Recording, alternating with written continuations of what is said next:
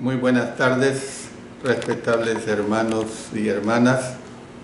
Siempre está con ustedes el hermano Alexander Castellanos desde la Iglesia de Cristo en la República de El Salvador. Estoy transmitiendo a través de El Alumbrador Cristiano y especialmente a través de mi programa Te Daré lo Mejor. Estamos estudiando los días miércoles a las 5 de la tarde, hora de El Salvador, la vida y ministerio de Cristo. Hoy vamos a ver la lección número 54 y el tema que vamos a seguir estudiando, o el subtema mejor dicho, es que tenemos dos familias. Ahora vamos a ver la segunda parte y con esto vamos a concluir este subtema. Usted recordará pues las bases que he presentado en el primer tema acerca de este tema tan interesante referido a nuestro Señor Jesucristo. Vamos a encomendarnos a nuestro Señor para que Él nos dirija. Padre Celestial, una vez más estamos agradeciéndote enormemente porque nos das otra vez la oportunidad de presentar tu palabra. Gracias por ello, que tú seas honrado y que haya mucho crecimiento para cada uno de los hermanos que escuchen tu palabra. Gracias, Señor, y te pido que el Espíritu Santo sea quien me dirija. En el poderoso nombre de nuestro Señor Jesucristo. Amén. Amén. Bueno, ahora vamos a continuar siempre con las dos familias del cristiano. Volvamos ahora a las dos familias de las cuales usted y yo somos miembros. Primeramente me voy a referir a la familia natural. ¿Por qué digo que me voy a referir primeramente a la familia natural? Bueno, usted también nació en el seno de una familia natural. Espero que haya sido una familia cristiana. Pero aunque no haya sido así, como en el caso mío, es probable que haya tenido personas que cuidaron de usted y que llenaron sus necesidades. Tal vez, al igual que yo, esté usted casado y tenga hijos, o puede ser que no. Cual sea su situación, espero que aprecie el valor fundamental de la familia. Fue la primera institución establecida por Dios. Dice en Génesis capítulo 2, versos 18, y luego leeremos los versos 21 al 24. Y dijo Jehová Dios: no es bueno que el hombre esté solo, le haré ayuda idónea para él. Verso 21.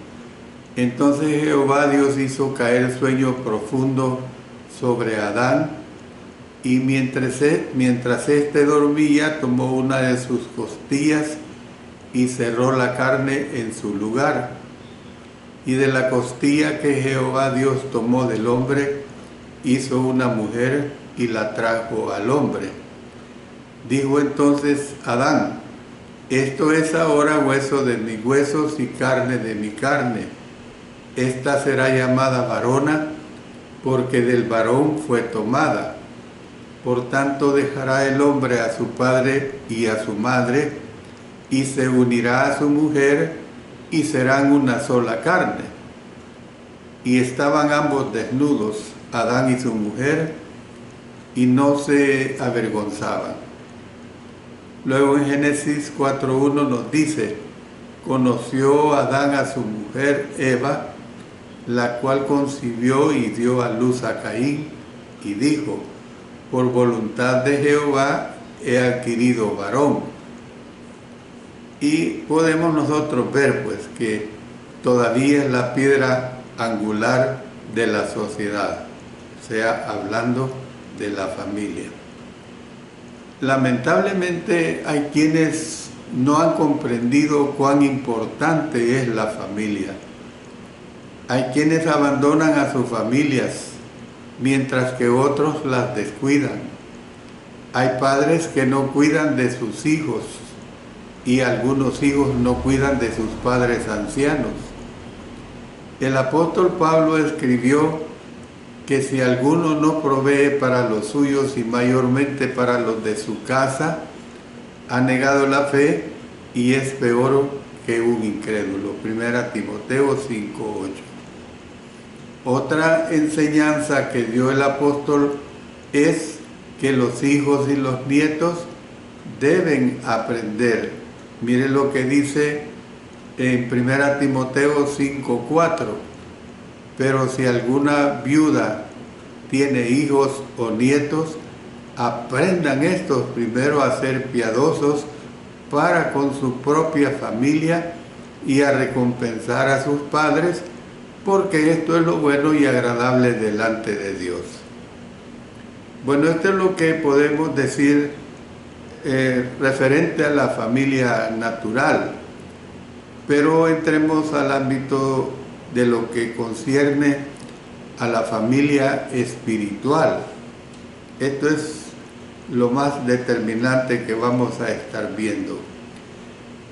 Si nosotros entendemos cuán importante es la familia natural, entonces la siguiente aseveración tendrá un significado extra. Hay una familia mucho más importante, la familia espiritual, la familia de Dios. El apóstol Pablo escribió a los cristianos que estaban en Éfeso diciéndoles, Efesios 2:19, así que ya no sois extranjeros ni advenedizos, sino conciudadanos de los santos y miembros de la familia de Dios. En Gálatas 6:10 a esta familia se le llama la familia de la fe. En 1 Pedro 4:17 se le llama la casa de Dios. O sea, nosotros podemos ver pues que otro pasaje que se refiere a la familia de Dios es en Efesios 3, Efesios 3, capítulo 3. ¿Y qué es lo que nosotros vemos ahí en relación a esta declaración que se nos presenta aquí, específicamente en los versículos 14 y 15? Se lee de esta manera: por esta causa doblo mis rodillas ante el Padre de nuestro Señor Jesucristo, de quien toma nombre toda familia en los cielos y en la tierra.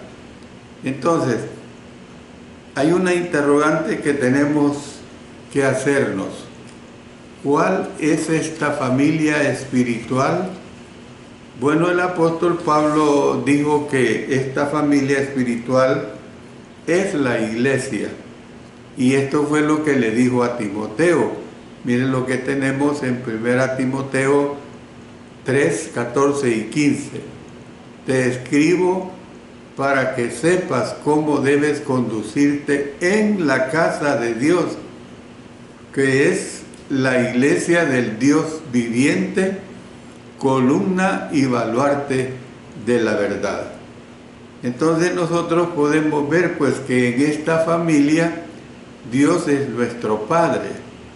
Dice Mateo 6:9, vosotros pues oraréis así: Padre nuestro que estás en los cielos, santificado sea tu nombre.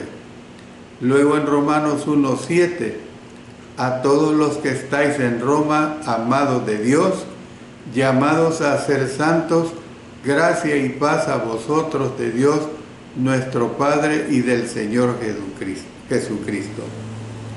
Y nosotros somos sus hijos. Dice el Evangelio de Juan 1, 12 y 13, mas todos los que le recibieron, a los que creen en su nombre, les dio potestad de ser hechos hijos de Dios, los cuales no son engendrados de sangre, ni de voluntad de carne, ni de voluntad de varón, sino de Dios.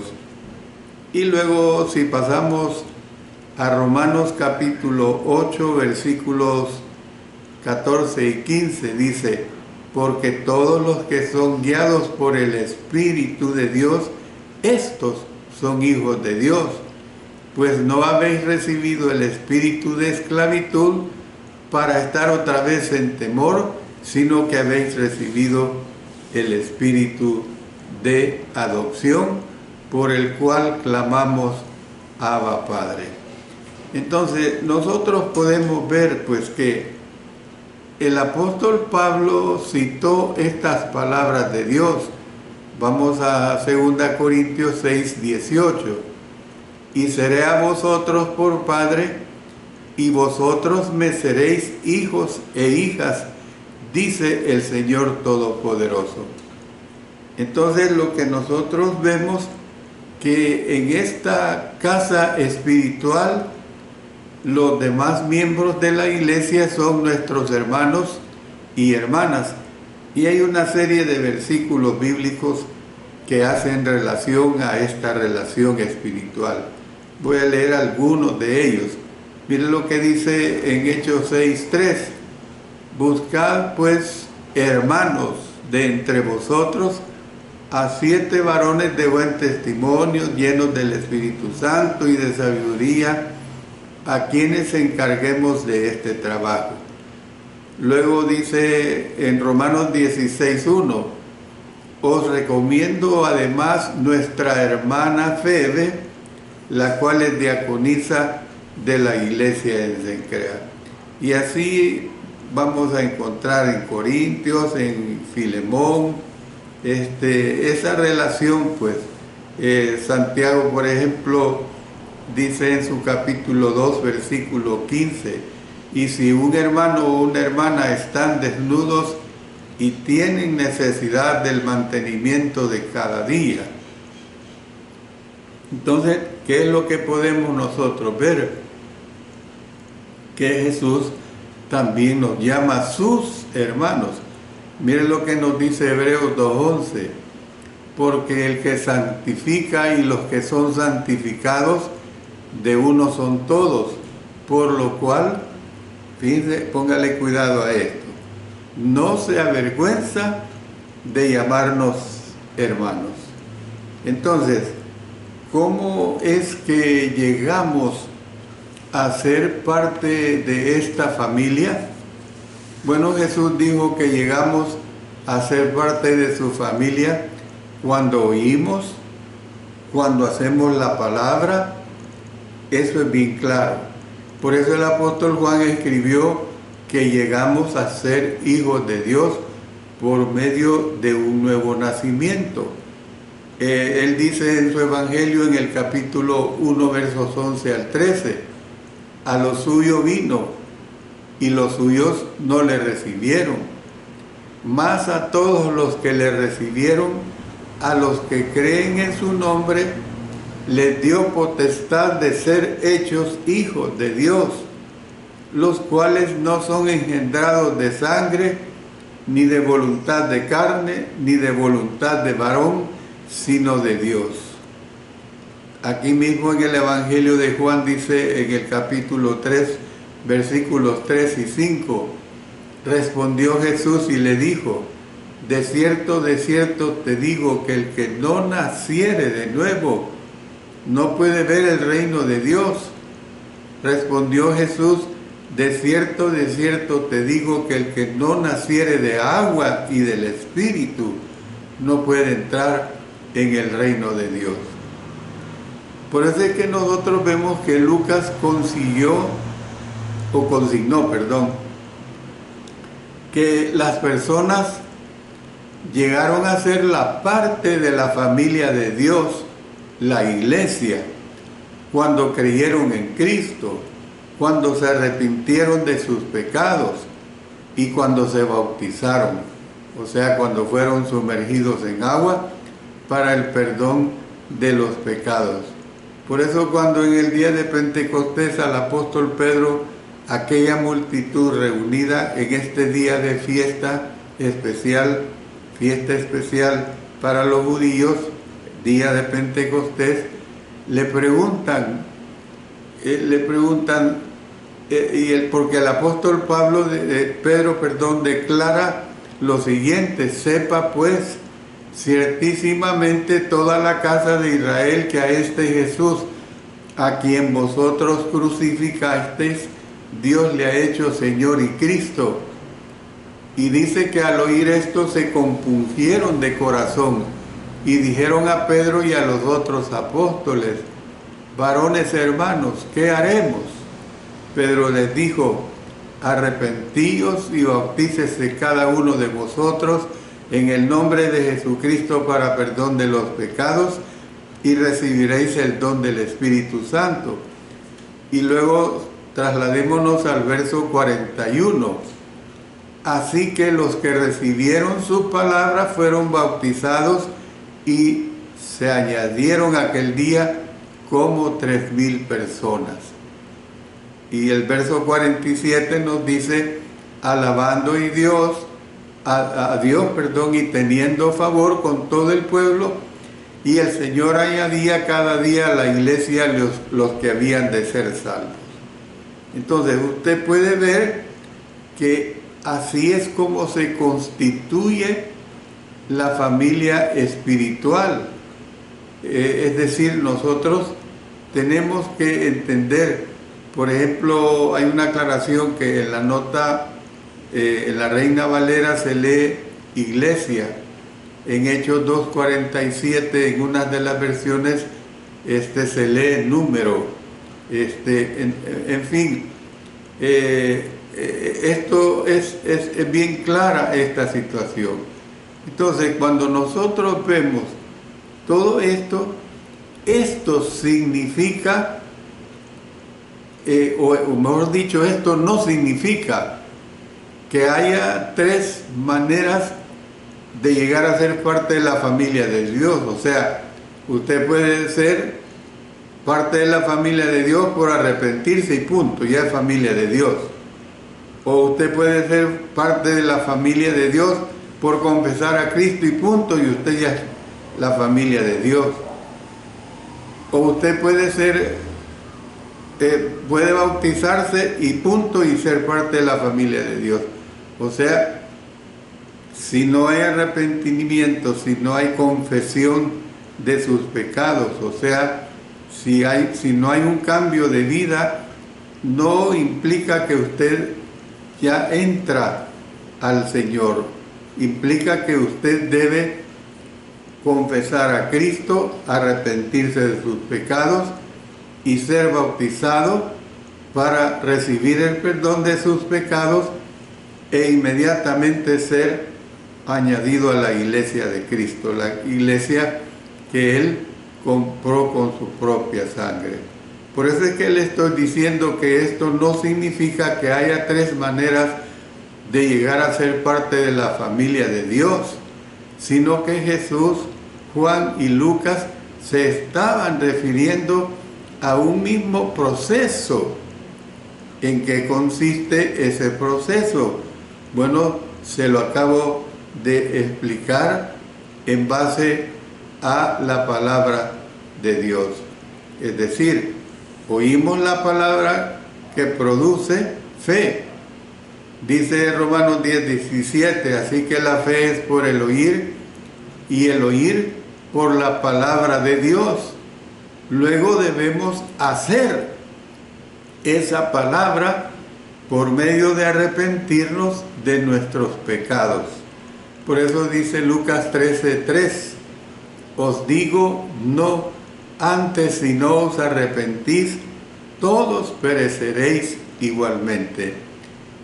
Y tenemos que confesar nuestra fe en Jesús. Mateo 10:32 dice, a cualquiera pues que me confiese delante de los hombres, yo también le confesaré delante de mi Padre que está en los cielos.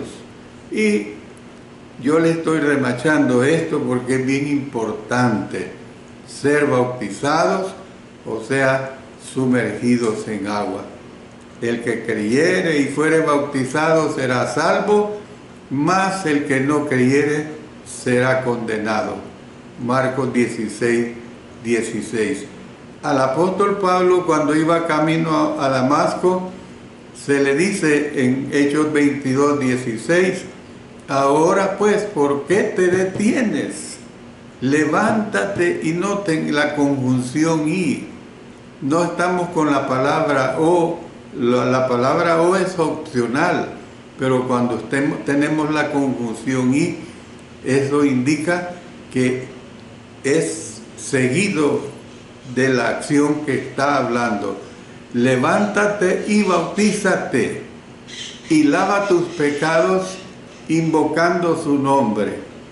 Cuando hacemos esto, nacemos del agua y del Espíritu. Es lo que nos dice el Evangelio de Juan 3:5 a la familia de Dios. El apóstol Pedro escribió lo siguiente en 1 Pedro 1, 22 y 23. Habiendo purificado vuestras almas por la obediencia a la verdad, siendo renacidos, no de simiente corruptible, sino de incorruptible, por la palabra de Dios que vive y permanece para siempre. Entonces vemos que es de este modo que llegamos a ser miembros de la familia de Dios. Le damos gracias a Dios por la familia natural. Esto es un hecho. Le agradecemos aún más por su familia espiritual, la iglesia. He aquí una breve comparación de las dos. Tanto la familia física como la familia espiritual son instituciones establecidas por Dios. La primera es natural, la segunda es sobrenatural. A la primera se entra por un nacimiento natural, usted lo sabe perfectamente bien, mientras que la segunda por un nacimiento espiritual. La primera tiene como propósito la generación, mientras que la segunda tiene como propósito la regeneración. Esto, un incrédulo, uno que no escudriña palabra de Dios, no lo entiende. Su hermano sanguíneo, su mejor amigo, puede ser su madre, puede ser su padre, cualquier pariente, cualquier persona que realmente no le interesen las cosas de Dios, no entienden lo que usted les puede explicar en relación a lo que la palabra de Dios nos presenta. Dice en Tito 3:5, nos salvó no por obras de justicia que nosotros hubiéramos hecho, sino por su misericordia, por el lavamiento de la regeneración y por la renovación en el Espíritu Santo. La primera es para esta vida. Dice Mateo 22:30, porque en la resurrección ni se casarán, ni se darán en casamiento, sino serán como los ángeles de Dios en el cielo. Mientras que la segunda es para esta vida y para la eternidad. En Hebreos 12:23 nos dice lo siguiente: a la congregación de los primogénitos que están inscritos en los cielos, a Dios, el juez de todos, a los espíritus de los justos hechos perfectos. Entonces, la primera es importante, la segunda es esencial. Entonces, nosotros, esto es lo que entendemos, pues, de que esto es La segunda, que es esencial, ¿para qué, hermanos? Para ir al cielo. Y esencial para alcanzar el propósito de Dios para su vida. Tenemos que entender esta situación bien claramente. Usted como cristiano lo tiene que tener bien enraizado en su mente, en su corazón, tener bien definida esta condición. Y fíjese que más adelante me referiré a esto, pero me adelanto un poco. El Señor, y ya lo he mencionado en los albores de esta segunda parte que estoy presentando, que el Señor no nos manda despreciar a nuestra familia natural. La primera es buena, la segunda es mejor.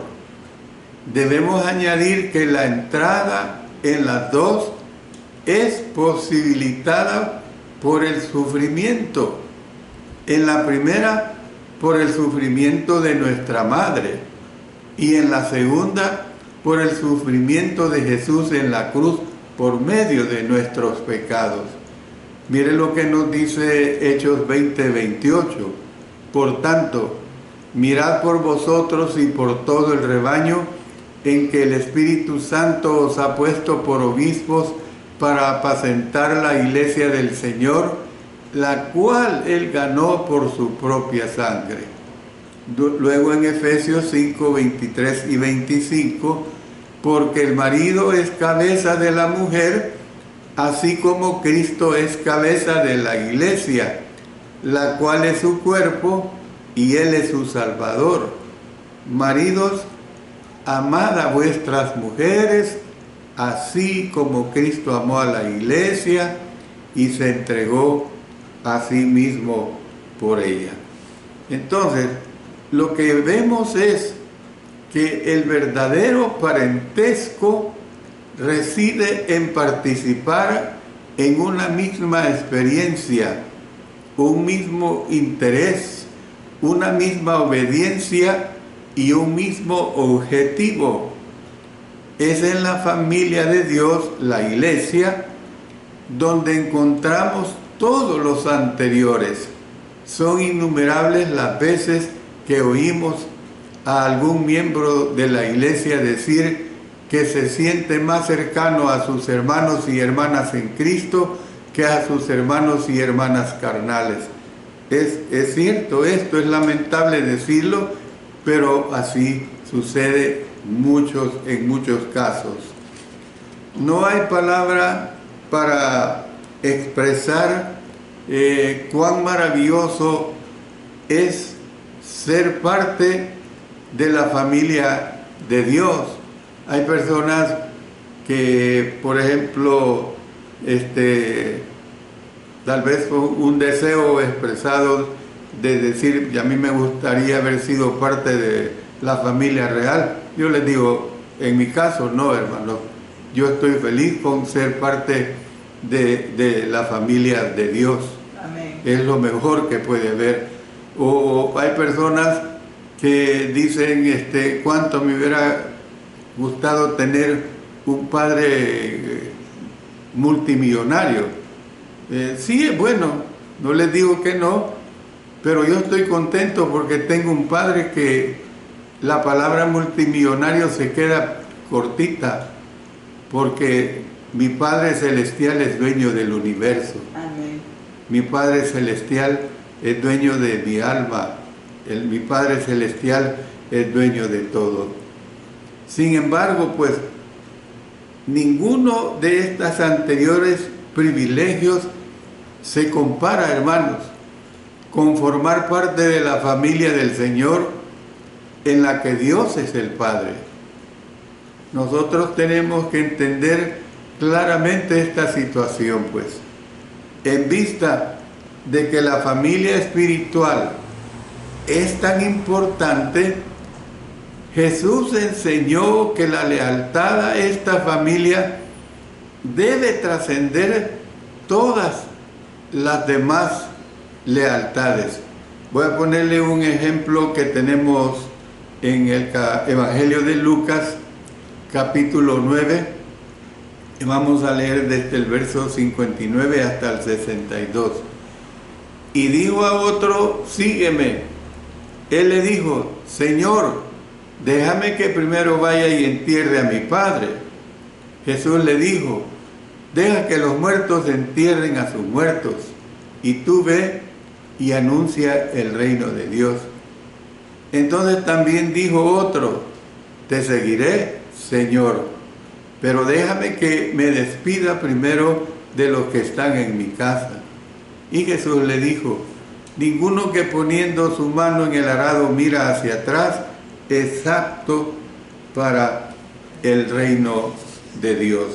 Y esta es una realidad muy trascendente, amados hermanos. Es una realidad que nosotros tenemos que entender claramente, pues.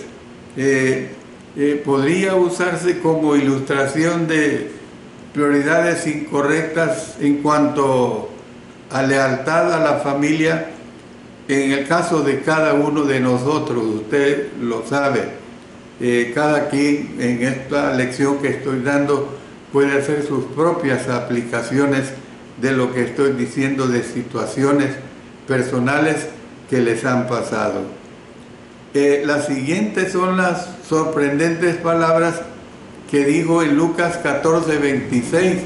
Si alguno viene a mí y no aborrece a su padre y madre, y mujer e hijos, y hermanos y hermanas, y aún también su propia vida, no puede ser mi discípulo. Puede que usted ya haya entendido que la palabra aborrecer de Lucas 14:26 no significa lo mismo que normalmente damos a entender por aborrecer. De otro modo, Jesús estaría contradiciéndose a sí mismo.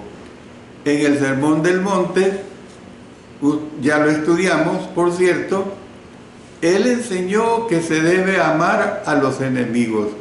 Dice en Mateo 5:44, pero yo digo: amad a vuestros enemigos, bendecid a los que os maldicen, haced bien a los que os aborrecen, y orad por los que os ultrajan y os persiguen.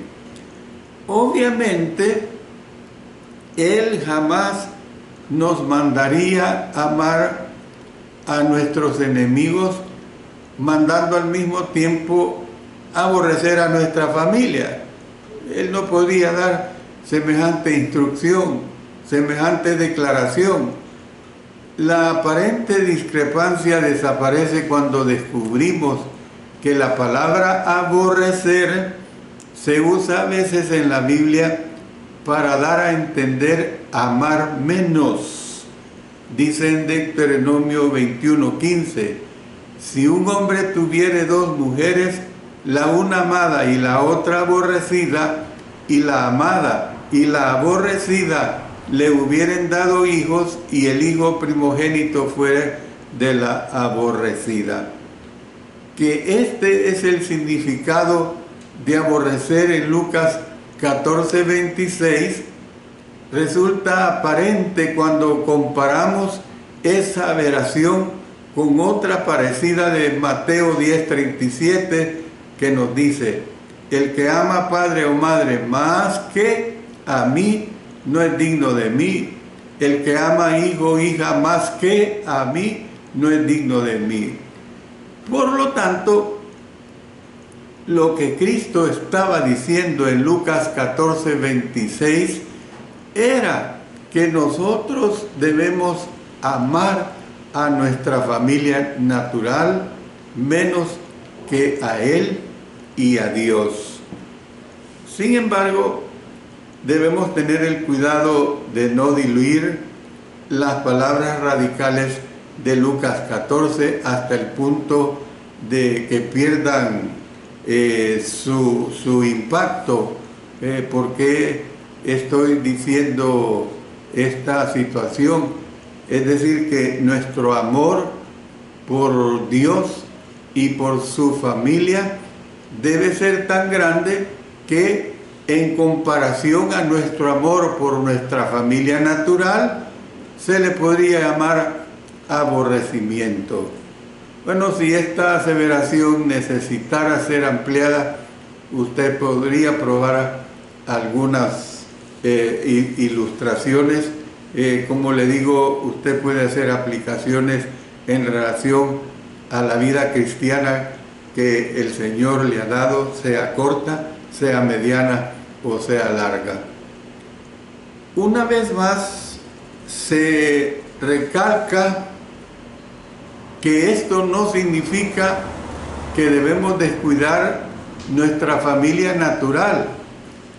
La mayoría de los que ponen la iglesia o el reino en primer lugar, miren lo que dice Mateo 6:33, mas buscad primeramente el reino de Dios y su justicia, y todas estas cosas os serán añadidas. Descubren que mejoran las relaciones dentro de su familia natural.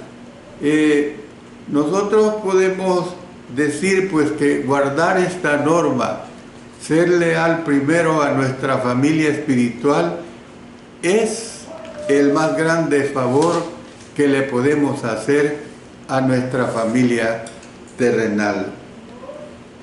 Sin embargo, a veces la animosidad de parte de otros miembros hace que se deterioren las relaciones, y esto se menciona más adelante en lecciones posteriores que estaré dando. Bueno, entro a la última parte. La última parte es en relación precisamente a sus dos familias. Hemos hablado acerca de las dos familias de Jesús y de las dos familias del cristiano. Hagamos ahora un análisis más detenido de sus dos familias. En primer lugar, puedo decir que las dos en armonía. Cuando sus dos familias coinciden, usted lo tiene todo.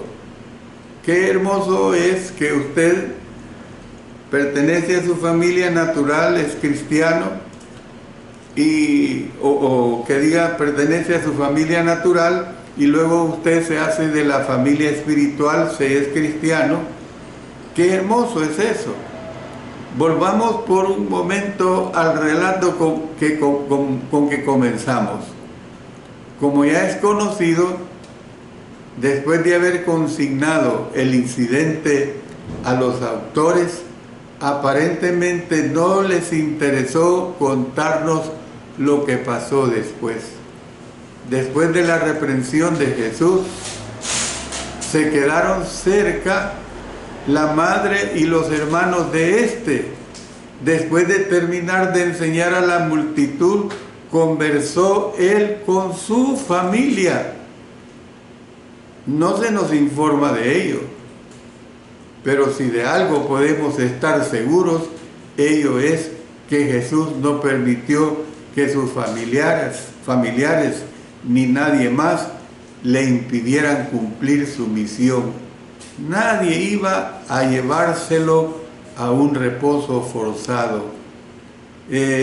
Miren lo que nosotros tenemos en Lucas 4, que ya lo hemos estudiado, por cierto, en los versículos 28 al 30.